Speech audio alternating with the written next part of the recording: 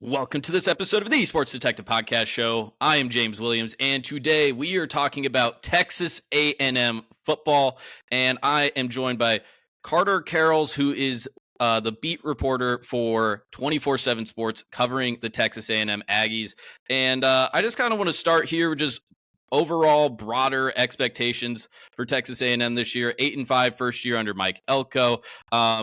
I'm kind of looking at this Texas A&M team. There's a lot of things to be excited about. Still some question marks on how some of these players are actually perform on the field.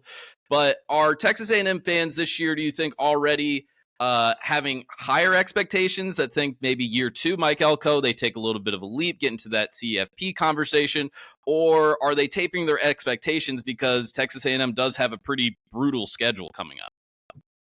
Yeah, a little bit of both. I think the way that last season unfolded kind of taught fans, hey, be a little cautious with your optimism because you go 7-1, you're real excited, you're top 10 in the polls, and then you finish 1-4, and you finish 8-5. That certainly left a sour taste in a lot of people's mouth. But I think there are a lot of reasons for optimism going into the season because they brought a lot of guys back. Certainly, you had a few key losses on the defensive line, but you return about 15 starters from the offense and defense combined. You return some guys that could have gone to the NFL, like Trey Zune at left tackle, Armaje Reed-Adams at right guard, and the cornerback Will Lee the third. So you've got some guys that were big-time impact guys last year, and you've got a group of a lot of juniors and seniors on both sides of the ball. So the biggest thing, though, is the offensive line brought back their top 7 guys, and the running back group brought back their top 4 guys, including second-team All-SEC running back Le'Veon Moss. So you bring all those guys back, and and we can talk about the schedule. I think it works really well in their favor to start the year, the first half of the schedule. You really only have one road game at Notre Dame, and outside of that, you might be favored in your first 6 or 7 games. It kind of plays out like last year, where you could start strong and finish poorly with how it works out in that second half of the schedule. So I think the big focus this year will be finishing and winning those close games that they couldn't get done last year. Well, also, I think too, last year, if things go a little bit differently, Texas A&M, like they beat Texas the last game of the year. They're in the SEC championship game. We had a quarterback change during the middle of the year. Le'Veon Moss got hurt, I believe, maybe 3/4 of the way through the season. And I just kind of look at this team. Mike Elko, I saw quotes talking about how things are a lot smoother this year. And you just talk about like the usual second year jump with a lot of teams, like all of the coaching staff, at least for the most part. Maybe a little bit differently of some different uh, positions that have turned over, but for the most part, everyone's there. It's their second year. They know how to get to the facilities. There's just a lot more comfortability. And I want to focus on the offensive side of the ball because I'm looking at this team. You brought up the experience with the offensive line. You brought up Le'Veon Moss. I want to talk about Marcel Reed because it seems like if Texas A&M is going to really take that leap this year, it's going to start at the quarterback position. Yeah, he's really the X factor for this group. You know your O-line is going to be great. You know your running back group's going to be elite. But Marcel Reed, what is he going to be? And I think last season you look at him and a really tough situation when you consider like he wasn't the starter going into the season. They're playing musical chairs at quarterback, or oh it's Connor, no it's Marcel, oh no it's Connor, and wasn't put in the most favorable position. His top running back, as you mentioned, Le'Veon Moss goes down. He was without his starting center for the entire year. Down the stretch, the defense played really bad. So, of course he's not going to, beat Auburn if they're scoring 45 points. He's not going to beat USC if they're, scoring at will at the end. And so this year, with the right pieces around him, I don't think he even needs to be a superhero because before Le'Veon Moss went down last year, this was the 9th-ranked rushing offense in the country, and definitely has the makings to be better this season, especially with Marcel Reed and what he can do with his legs at quarterback every game. So with this O line, with this running game, he doesn't really need to be that superstar to for this offense to put up a lot of points. And I think for him, uh, what he's good at, obviously, you mentioned his legs, but he doesn't turn the ball over. He doesn't make a lot of costly mistakes. Um, I think the focus for him has been, his accuracy. He was at 62% last year. I think, if you get between that 65, 67 range, that might be, a really good improvement for this offense. And then kind of that deep ball. That's been the big struggle for him this last year. Um, some might say, hey, the receivers weren't very good last year, so that's why that deep ball, there really wasn't that connection. There weren't a lot of open guys down the field. Certainly was the case. So they revamped that receiver room. They've improved the tight end room a little bit. I think, with that and what they're bringing back up front at running back, this offense should put up a lot of points. It's just the question is, how good will they be? And that'll be contingent on the step that Marcel Reed takes. You brought up the wide receivers there. You had a few guys leave for the NFL. I believe I'm missing his name right now, but he the guy that transferred to Georgia. You bring in the kid from NC State. You bring in somebody from Mississippi State. Is this going to be an offense? Because I know Colin Klein from his short time at Kansas State, he liked to run the ball. He liked to establish the offense on the ground. Is this going to be kind of a run control type of team, or are we going to start seeing a lot more explosive plays with Texas A&M this season? A little bit of both, but I think the biggest thing is it will be a run heavy, run first offense. It has to be with this offensive line with Le'Veon Moss. You saw it last year when these guys were healthy last year. They were able to win a lot of games by wearing out defenses in the fourth quarter. Taking that lead and maintaining it.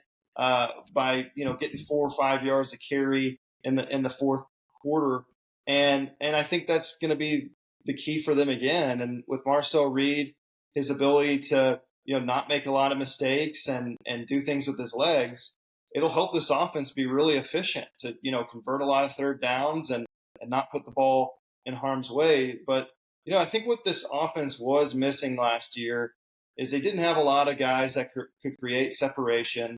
They didn't have a lot of big speed.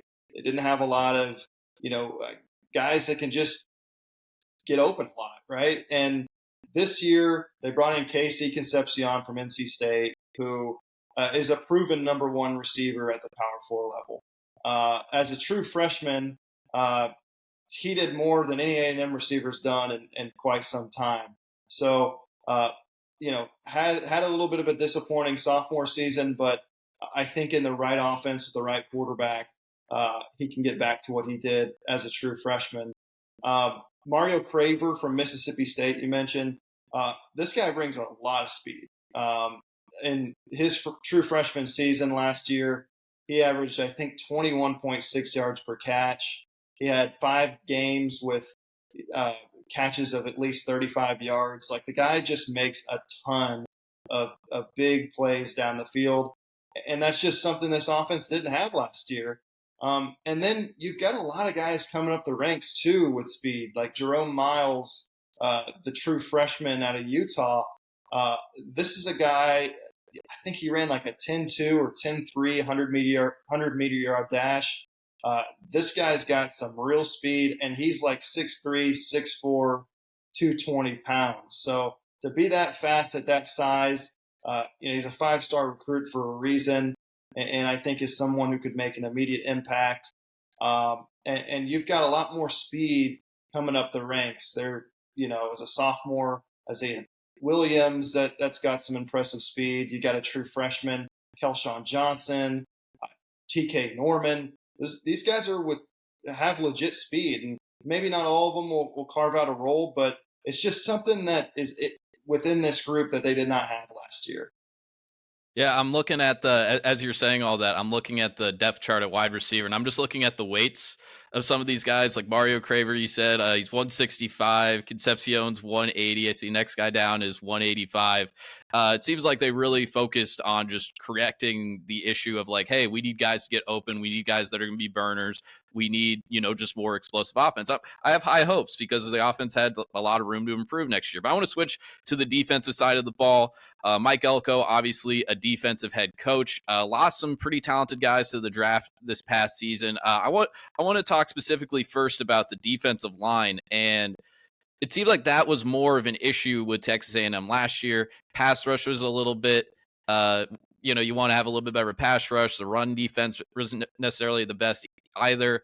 Uh, what are we looking at for this defensive line? How are we improving there? Who are some of these new guys that are going to be starting on that side of the ball? Yeah, it probably is the biggest question on this team because not only were they not good last year, but they were not good despite having guys that were picked in the first and second round of the draft. Nick Scorton, Shamar Stewart, and Shamar Turner, all top 50, top 60 picks in the draft. And you're replacing them with guys that aren't as talented. So if they underachieved last year, what is this group going to do this fall? But I think there's been a lot more intentionality on like, hey, this is the second year in the scheme now, and Mike Elko is going to be a little bit more involved with the defense and the play calls, and when you look at his career, that was really like an outlier. Like every year he has an amazing defense, and for that to happen, I don't know if it is a sign of things to come because it just doesn't happen under him since he's been a high level defensive coordinator. And they also brought in a lot of guys from the portal that I think could help with this group. TJ Searcy out of Florida has played a lot of football, has been a pretty productive player. Tyler Onyedem, you know him as an Iowa State guy. I think he was third team Big 12 a couple of years ago. Didn't have the greatest season last year, but he's still a really productive player. And if he's your second or third best defensive tackle, that's pretty awesome. And I think he has a chance to even be the best defensive tackle for this group this year. And then you also brought back a couple key guys that I think you really like. Cassius Howell, I think, being the biggest one. If there's a breakout star on this team this year, I think it's Cassius Howell because, as this group underachieved last year, he was the one guy who just constantly flashed as a backup. You'd watch Nick Scorton and Shamar Stewart kind of disappoint and kind of disappear, and then he'd come in off the bench or on third down, and boom, he's breaking through and getting a sack or a TFL. Needs to work on being a complete player. He kind of struggled with penalties and run defense last year, but he's a proven pass rusher. He was great at Bowling Green 2 years ago, led the MAC in sacks. So he is a guy that I think if you're looking at just best pure pass rusher, he's the one. And Albert Regis is kind of another guy to mention as sort of the unsung guy on this defensive line. Is he going to be a draft pick? I don't know. Is he going to be all SEC? Probably not.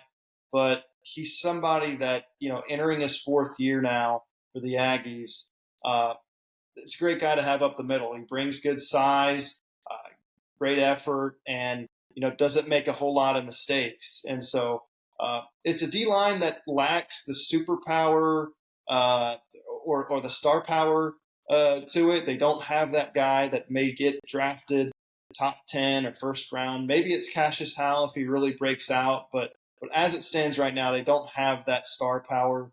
And but I think with the changes they made schematically in the offseason and bringing some guys in the portal, bringing Howell and Regis and Hicks back, hey, maybe you can clean some things up and maybe just be above average. You like what you have behind those guys. You brought back pretty much everyone in the back seven. So as long as they can be above average, I think that this defense can be better. Even though you don't have any superstars, I think a lot of it You can still be a productive defense just as long as everybody is capable of playing their certain role. Just because you're not getting a tackle every single play, just because you're not, sacking the quarterback every single time they drop back, doesn't necessarily mean you're doing a bad job. You just have to do your job. And I think Mike Elko is just going to put all these guys in the right situation to do that in year two. Another thing I was noticing doing some research with Texas A&M, I guess these are kind of related because every part of a football team is related to a degree, especially on the same side of the ball. They're worst in the SEC of giving up runs over 20 yards or more last season. Is this something that they are? I mean, you obviously just went through all the defensive linemen and all the turnover there, and the guys that are going to be stepping up on the line, but secondary linebackers, is this more schematic or is this personnel stuff that Texas A&M is addressing with those groups to try and fix some of these issues? Yeah, there was a lot of issues for this defense down the stretch. You look at the first half of last season, and they were pretty dang good in every category. It was that last half of the season that I think skewed things where, yeah, they were porous against the run, but really, maybe the biggest thing was they were bad at tackling in the open space. And maybe you'd argue, hey, well, you know, it's hard to tackle one-on-one space when you're going against Jeremiah Love. So, don't let him get into space. And so I think a lot of it was both. It was the defensive line not doing a good enough job of consistently getting guys down before they break to that second level. And then I don't think it was the linebacker play that held this second level back. It was more of the safeties and their inability to be a good tackling group. They really really struggled from a tackling standpoint last year. So a lot of times you'd see a guy break through, he'd be one on one with a safety, and he'd miss the tackle, and then boom, he's 30 yards down the field. And and so I think a lot of it is first of all at safety you bring back your top three guys, Bryce Anderson, Marcus Ratcliffe, and Dalton Brooks. All of them are now at least a junior. Bryce Anderson's a senior. So you have a lot of experience back there. Bryce Anderson was hurt for a lot of last year. He had a bum shoulder. And so, hey, when you have a bad shoulder, it's kind of hard to tackle. And so with him being a little bit more healthy, I think that could help this run defense. And then just up front, there were a couple things that held this group back. Shamar Turner, while he was a high draft pick, had a really disappointing season, and a big part of it was because he had a pretty significant leg injury that was holding him back. And this group just did not really have the bodies in the middle to kind of plug and plug that space. They didn't have a lot of big size, and then you had a guy playing on a bad leg, and so runs up the middle. Also runs to the outside weren't great either because I think that was something that Nick Scorton kind of struggled with at times with outside contain. So the problems were all over for sure when it comes to run defense. I think the biggest positive, though, when you're looking at this group going forward, is you love the linebackers. Torian York, a lot of people are now pinning him as the top linebacker in the next draft or one of the top linebackers in the next draft. This will be his third season as a full-time starter at middle linebacker, his second season as a captain. He is an incredible run defender. He is somebody that can tackle well and really, when he's not asked to be in space, when it's one-on-one with Jeremiah Love, like nobody's getting that guy. But when he can just be instinctual and hit the hole and wrap up, he's going to make the play almost every time. And then Scooby Williams next to him, somebody who really surprised a lot of folks last year because, for one, he was not a good player at Florida. Then he comes to A&M, and you're really not expecting him to do much. Then he tears his meniscus on the fifth defensive play of the season. And so then you're really not thinking he's going to have this great year. And then he has a great year when you consider he had a torn meniscus the whole time. And so with him being healthy and with him playing next to Torian York, Those two alone, I think, should help this run defense. But certainly, you've got to have guys step up front. I mentioned Cassius Howe. He's somebody that, hey, run defense probably the biggest glaring hole in his game, but if he can shore that up, that'll mean a lot for this defense. Absolutely. I know we've been focusing a lot on a lot of the issues that Texas A&M had last year, but a lot of these issues aren't like this team wasn't a dumpster fire or anything like that. We brought up earlier they were a 7-1 team. I think this team can make some noise in the SEC this year. This will be the last question I ask you here, and I know you told me that you started in 2023. Was that before or after the whole Mark Stoops thing? And but what happened with that? Just what happened with that? I think you can probably still answer the question if you weren't covering the team then. Yes, I covered that was the end of the 2023 season. I'll always remember Mhm. that night because it was the night after the regular season finale against LSU. Um, I don't know if we're ever going to get the full transparent story. You ask the Okay. folks at A&M, and there are 90 different versions of what went down that night. But the biggest understanding is that Mark Stoops was pretty certain that he was going to become A&M's next head coach, and there was some intervention that prevented that from happening.